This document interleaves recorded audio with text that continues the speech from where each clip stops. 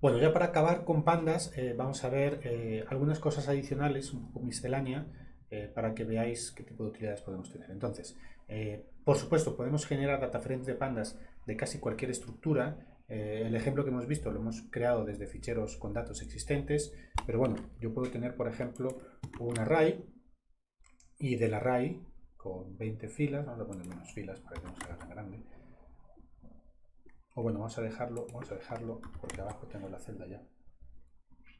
Entonces tengo 20 filas y 5 columnas.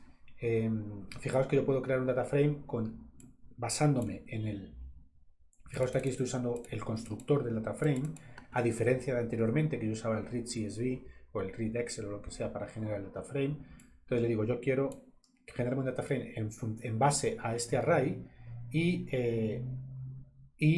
después del array, ponme estas columnas como título como nombres de las columnas y genérame este índice, que en este caso le estoy diciendo genérame un índice del número 10 en adelante. Entonces, fijaos, esto es un data frame normal y corriente y aquí yo la puedo operar como cualquier otro data frame. Yo puedo generar data frames desde diccionarios, desde listas, desde muchos tipos de datos distintos, cada uno con su lógica, pero bueno, que sepáis que tenéis esta alternativa y hay que proporcionarle información que de manera natural la estructura original, en este caso el array de NumPy, no tiene, que son las columnas y los índices, ¿no? Más cosas que yo puedo hacer. Cuando yo pongo punto values, en realidad estoy accediendo al array de NumPy que está por detrás, ¿no? Esto es un tipo, es un array de NumPy, ¿no? Entonces a veces sí quiero, si tengo un data frame genérico, no, un data frame homogéneo, que todos son del mismo tipo, de tipo número, mayormente, yo puedo querer acceder al array para poder hacer operaciones basadas en NumPy después, es una cosa que uno usa mucho, ¿no? Más cosas que hemos visto, bueno, ahí se pueden pintar muchas cosas directamente, entonces fijaos los valores de los distintos, esto le estamos haciendo el plot al data frame, antes habíamos hecho el plot a la serie, entonces bueno, nos pinta todos los valores de las series, podemos pintar una serie nada más, fijaos, podemos hacer operaciones y luego pintar, todo lo que genere una serie lo podemos pintar, CumSum me genera una serie del acumulado, va sumando todos, ¿sí? Entonces, cada vez que tenga una serie yo lo puedo pintar y el acumulado de conteo en cada instante de tiempo. O puedo pintar uno contra otro. Entonces aquí se ve lo que vimos un poco antes, ¿no? Bueno, vamos a poner un poquito de cosmética, vamos a poner aquí las líneas, vamos a poner xlabel es berry, es el x, y label es brevev. ¿Listo? ¿Vale? Esto es lo que vimos antes en algún momento, en el cual, en alguno de los vídeos anteriores, en el cual parece que todos los barrios aumentan o disminuyen el número de conteos en los mismos días o en los mismos meses más o menos. Y además aquí en Brebev tenemos este valor que se ve mucho, que es el que sustituimos en su momento por los valores faltantes, ¿no? Más cosas que podemos agrupar casi como en SQL. Entonces podemos agrupar, por ejemplo, quiero agrupar todos los meses. Esto es como un resampling que vimos anteriormente, pero bueno, hay más, es un poquito más general esta parte de group by. Entonces lo podemos hacer con cosas que no son fechas también. Eh, entonces fijaos, puedo coger el máximo de cada mes o la cuenta de cada mes, en fin, podemos hacer muchas cosas. Entonces este group by es muy parecido al de SQL, ¿no? Y ya para acabar, vimos las operaciones, los rolling. Entonces, bueno, quería mostraros un ejemplo con Yahoo Finance. Ellos tienen un cierto paquete para poder acceder. Fijaos que con esto lo instalamos, el paquete, para poder acceder a ciertos datos públicos de símbolos, ¿no? Entonces, por ejemplo, quiero sacar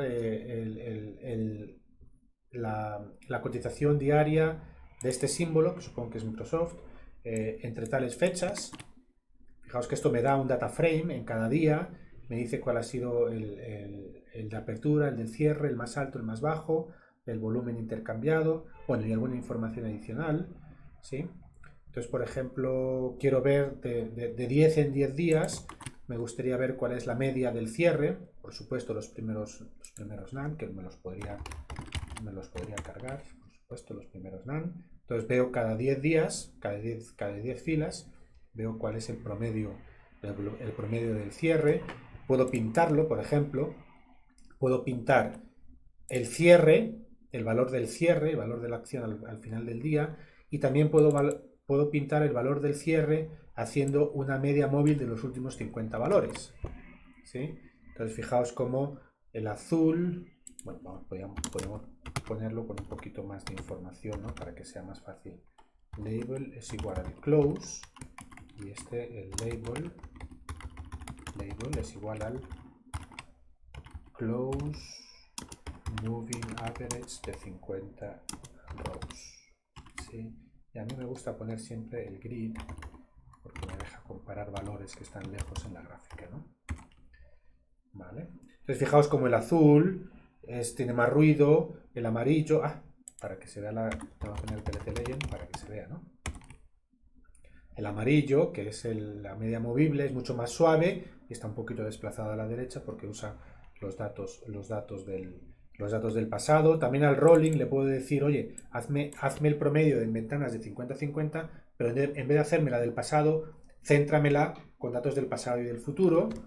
Entonces veis que aquí me sale, bueno, aquí estoy cogiendo menos datos, entonces fijaos la señal, el azul, mira, aquí sí puse la leyenda, se pone el grid, que no lo he puesto, me gusta ponerlo, grid. Listo. Entonces fijaos cómo el naranja es el rolling, que es con los datos del pasado, que es lo que uno puede hacer en tiempo real. El verde es centrado usando también datos del futuro, ¿no? Es básicamente la misma gráfica, pero centrada, ¿no? Bueno, son las operaciones que uno puede hacer, directamente con pandas, aunque también fijaos que aquí hay una noción importante. Fijaos cómo, a ver, el primero que yo la saqué por aquí arriba, a ver, dejadme que lo... el de las bicis, que os muestre. Fijaos que este es un método que yo hago sobre el data frame y entonces él pinta las series, ¿sí? Fijaos que esto es distinto, esto estoy llamando yo al plot de matplotlib y le doy la serie, ¿no? Entonces, y esto es al revés, de nuevo, esto es una serie y es el plot de la serie, y aquí yo llamo al plot que me coge la serie como argumento, ¿no? Entonces este es un método de la serie, este es un método de matplotlib. Hay ciertas sutilezas, a veces se pueden usar unos u otros y a veces conviene más usar unos u otros, ¿no? Bueno, esto es lo que os quería mostrar de data frames de pandas, de las series temporales. No es que sea exhaustivo, es más que nada un panorama del tipo de cosas que podéis hacer para que tengáis una noción de qué podéis hacer, y es probable que cuando estéis interesados en una cosa u otra, tengáis que recurrir a la documentación, que hay mucha, a los foros, etcétera, para saber cómo se hacen las cosas, ¿no? Entonces aquí la intención era que supierais qué posibilidades tenéis con estas librerías de Python, que son muchas.